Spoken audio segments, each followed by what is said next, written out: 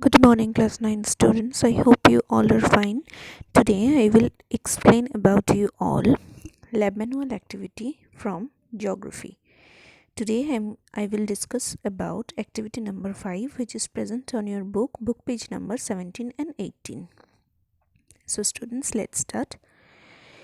In enrichment activity number 5, we are having 10 questions, and these 10 questions are based on two maps which is printed on your book in the next page, map number 1 and map number 2.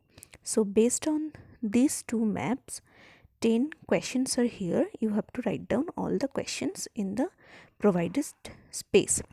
Question number 1 is, name the winds which have been shown in map number 1 and name the season during which these blow. Name any two regions which receive rainfall from these winds and name the winds which cause rainfall to northern India during the season.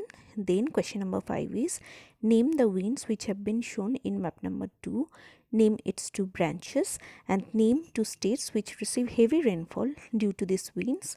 Then question number 8 is, name the season during which these winds blow and name the region which remains dry during this season. And question number 10 is, why the Tamil Nadu coast receives winter rainfall.